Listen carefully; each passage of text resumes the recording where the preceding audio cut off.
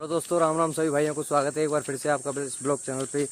तो भाई आज मैं पहुंच चुका हूं उज्जैन तहसील के हाड़ौली गांव में, जहां भाई एक बहुत ही ज़्यादा लोकप्रिय और ऐतिहासिक मंदिर है जिसके बारे में कहा जाता है कि भाई मंदिर के जो देवता हैं जिनका नाम बंसीदास बाबा था, वो भाई उनके पास इतनी शक्ति थी कि उन्होंने गाँव में कभी भी किसी रोग को नहीं अंदर घुसने दिया।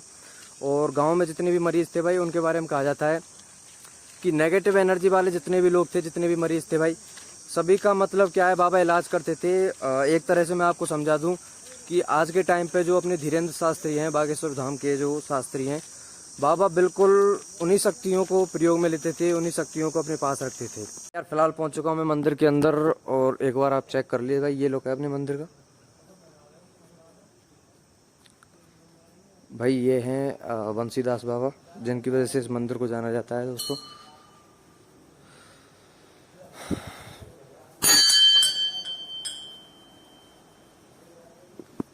एक बार दोस्तों आप मंदिर को देख लीजिए, उसके बाद मैं आपको हमारे जो बंसीदास बाबा हैं उनकी पूरी कहानी सुनाता हूँ मैं।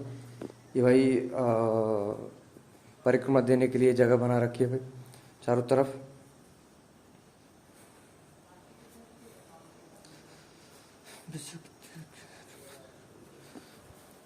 और भाई बंसीदास बाबा की इतनी ज़्यादा मान्यता थी कि यहाँ पे लोग दिल्ली बॉम्बे दूर दूर से अपना इलाज करवाने के लिए आते थे। इधर चलते हैं, अब इधर हनुमान जी की मूर्ति लगी हुई है। ये भाई एक बार और देख लो, ये मंदिर है अपना बंसीदास बाबा का, उज्जैन तहसील के हाड़ौली गांव में पड़ता है दोस्तों। और इधर ही बजरंगबली का मंदिर भी बना हुआ है।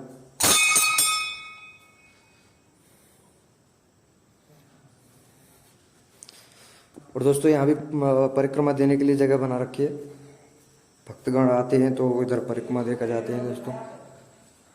हरे कृष्णा हरे राम सीताराम राधे श्याम।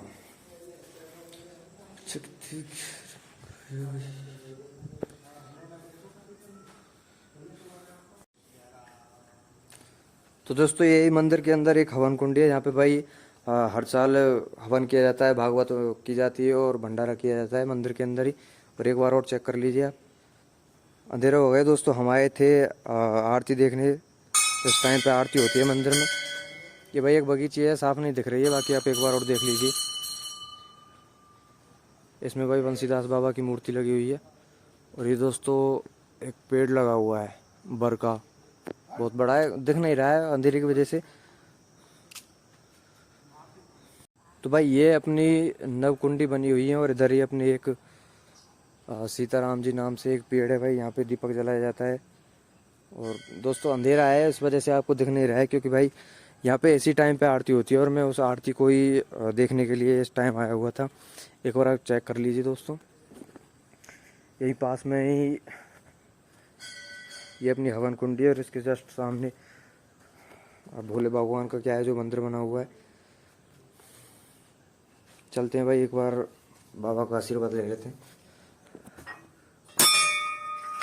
मंदिर के अंदर एक ऐसी जगह भी बनी हुई है जहाँ पे श्री बंसीदास बाबा अपनी सिद्धि किया करते थे और लोगों को, अपने भक्तगणों को धुनी दिया करते थे। अंधेरा है दोस्तों, मैं आपको जाता हूँ कमरे के अंदर ही जाकर दिखाता हूँ। चलता हूँ दोस्तों, दिखाता हूँ आपको वो जगह पे। ये जगह है दोस्तों, एक बार आप देख लीजिए। यहीं पे दोस्तों अपने जो बंसीदास बाबा हैं वो धुनी दिया करते थे और अपना सिद्धि किया करते थे।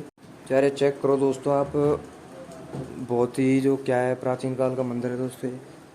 इसका अंदाजा आप इस कमरे को देख के लगा सकते हो दोस्तों, बहुत ही प्राचीन मंदिर है। फिलहाल मैं आपको मिलवाता हूँ यहाँ के जो महंत हैं अपने श्री बलराम दास जी, उनसे मिलवाता हूँ दोस्तों। ये हमारे बंसीदास बाबा के मंदिर के महंत हैं। राम राम बाबू साहब। जय हो। बोलो। तो बाबू साहब कुछ बताओगे मंदिर के बारे में?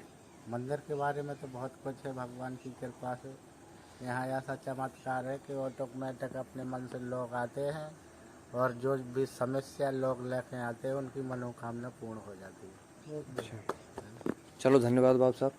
तो भाई मंदिर में भक्तगणों की ऐसी श्रद्धा रहती है कि वो हर समय इस मंदिर में कोई ना कोई बैठा ही रहता है। ये अपने चेले हैं बंसीदास बाबा जी के। आपको भाई साहब महंत बाबा हैं जो यहाँ के, उनसे तो मिलवा दिया है। तो भाई अब मैं फिलहाल ये मंदिर के सामने बैठ जाता हूँ और आपको सुनाता हूँ भाई मंदिर की कहानी। हालांकि जो महंत बाबा हैं यहाँ, उनकी आवाज़ आपको थोड़ी कम आई होगी, उसको इग्नोर कर लेना। जो भी कमियाँ हैं धीरे धीरे ऐसे पूरी होंगी भाई। तो मैं आपको बताता हूँ बंसीदास बाबा के मंदिर की कहानी। भाई ऐसा कहा जाता है कि बंसीदास बाबा यहाँ तकरीबन 60-70 या फिर 80 साल पहले यहाँ पे एक भिखारी बन के आए थे दोस्तों।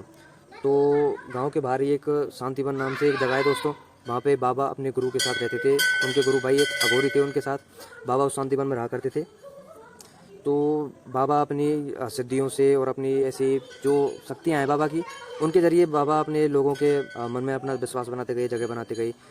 धीरे धीरे आस पड़ोस के गांव में बंसीदास बाबा का इतना तगड़ा क्रेज़ हो गया दोस्तों कि कोई भी व्यक्ति अगर नेगेटिव एनर्जी का मरीज़ है तो उसको दिखाने बंसीदास बाबा के पास लाया करते थे उसको दोस्तों। और बंसीदास बाबा के पास ऐसी शक्तियाँ थी कि भाई कितना भी तगड़ा कोई भी भूत हो, बुरी आत्मा थी, कितनी भी तगड़ी होती, कितनी भी बड़ी शक्तियाँ हो उसके पास, सभी को दोस्तों बंसीदास बाबा उसका इलाज कर दिया करते थे। और बाबा अपनी शक्तियों के जरिए लोगों का परिचय देते थे, घर-बार परिवार सबके बारे में बाबा बता दिया करते थे। एक तरह से मैं आपको समझा दूं कि आज के टाइम पे जो धीरेन्द्र शास्त्री हैं, बागेश्वर धाम के जो शास्त्री हैं, बाबा के पास बिल्कुल वही शक्तियाँ थी। यार बाबा साहब आरती कर रहे हैं, एक बार मैं आपको आरती दिखा दूँ जाके। फटाफट से दोस्तों चलते हैं।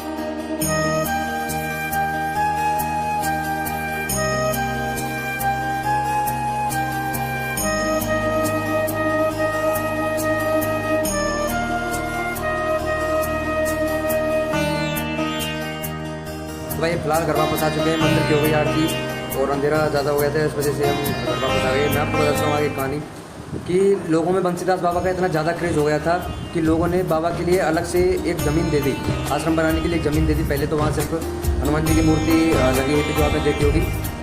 उसके बाद दोस्तों बंसीदास बाबा ने अपनी मेहनत से और लोग जो खुश होकर बाबा को दान दे जाते थे उससे अपने आश्रम का निर्माण किया, जो भी था सारा।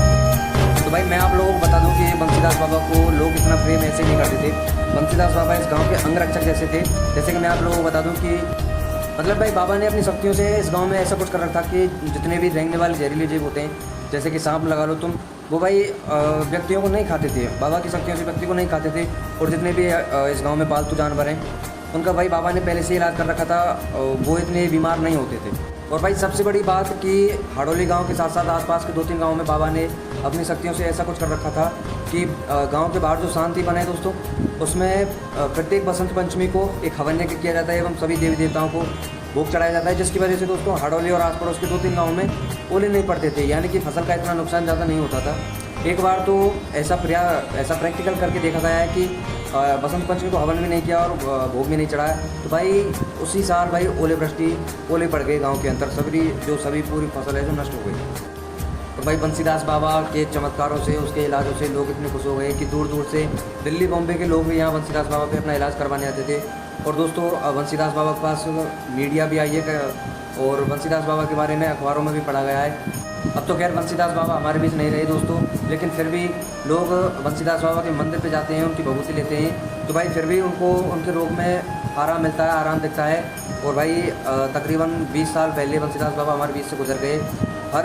तो भाई 5 मई उनकी पुण्यतिथि को बंसीदास बाबा को श्रद्धांजलि दी जाती है। तो भाई बंसीदास बाबा के बारे में बस इतना ही। कल अगली वीडियो में आपको मैं गांव के बाहर जो शांति वन है उसको दिखाऊंगा। फिलहाल इस ब्लॉग में बस इतना ही। जितने भी भाई वीडियो देख रहे हैं, जितने भी भाई बंसीदास बाबा और चैन आस पड़ोस से जितने भी भाई इस वीडियो को देख रहे हैं, भाई सभी से रिक्वेस्ट है प्लीज़ चैनल को सब्सक्राइब करें और कमेंट में जय बंसीदास बाबा जरूर लिखें। वीडियो को लाइक करें। मिलते हैं आपसे अगले ब्लॉग में।